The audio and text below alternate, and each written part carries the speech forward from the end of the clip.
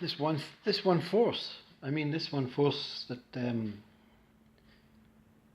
I tend to call reality, the only reality that is here. I mean, this one force itself is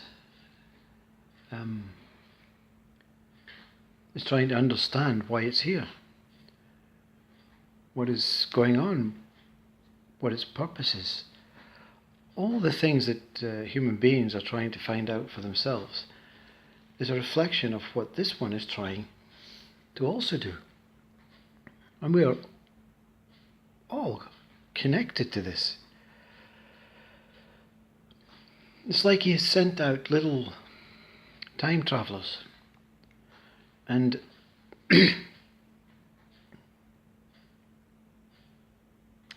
consciousness and mind and all these time travelers and everything is part of it, part of his breath. It's like this one is so intelligent that it can create things just by being there. Just his presence, it can create things. But he's unaware of what he's creating. And I say he. You've got to really think about this. This he is not a man with a white beard or a form of any kind. It's obviously bigger than void, bigger than galaxies. I've heard it said before that we're a reflection of this great. The galaxies are the shape of some human, some man. But I think that's a bit unfair to nature. We're not some special kind of breed. So this force, this source, must be a kind of replica of the earth, like an eye. Not the eye like a tower eye, like the eye of the centre of the eye, in your head. The iris, I think you call it, the ball in the middle of your eye. I think everything is contained within this ball.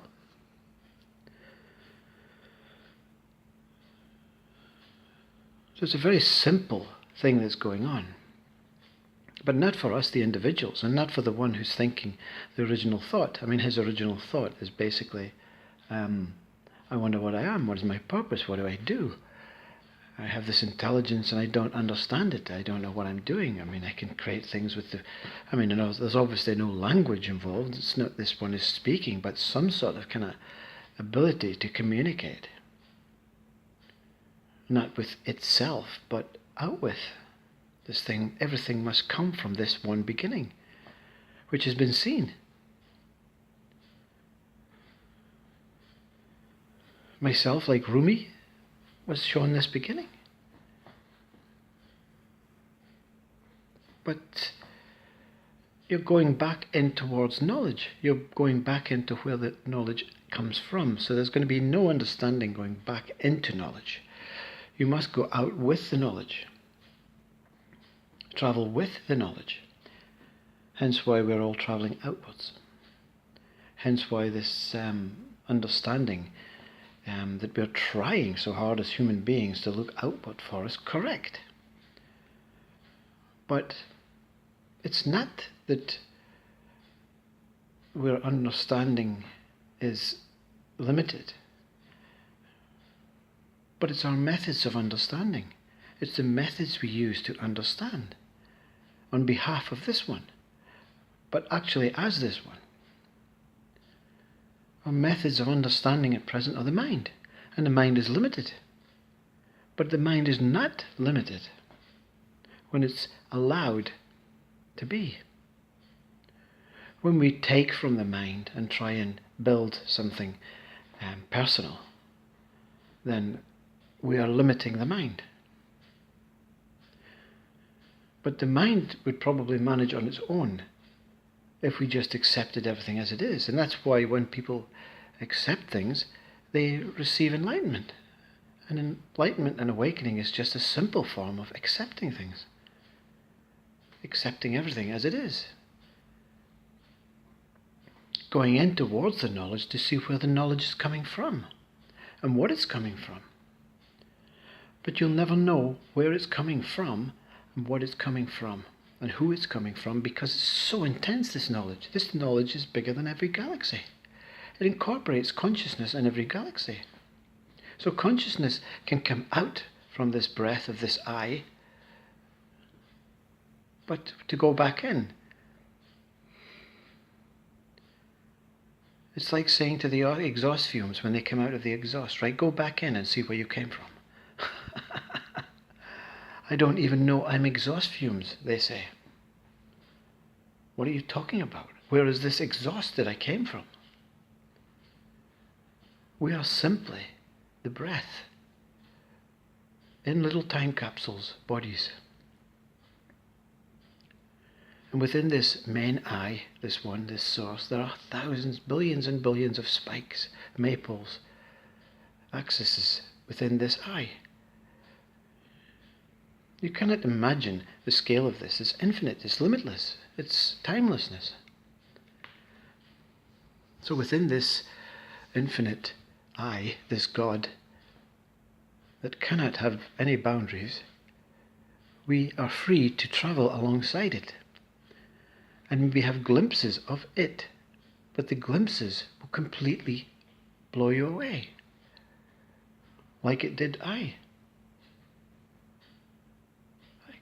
I cannot speak of what going inwards so far means. It is impossible for the exhaust fumes to come, go back and see. But it is possible to have a glimpse, to reach the beginning of this I.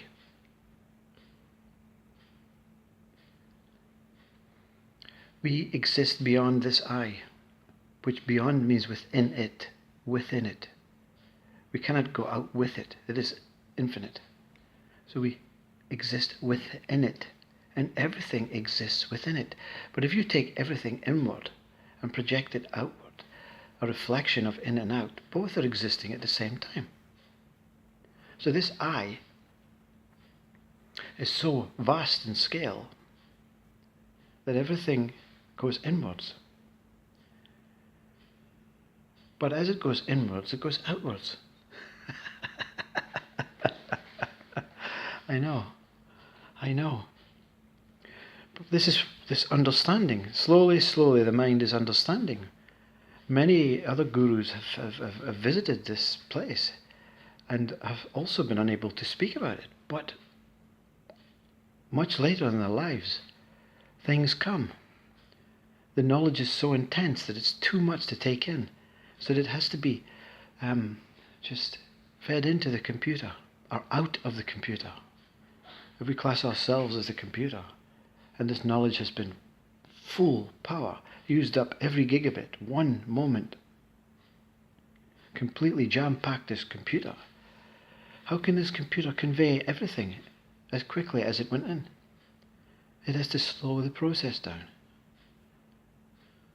Therefore, many gurus slowly come to terms with this, and slowly this understanding comes out.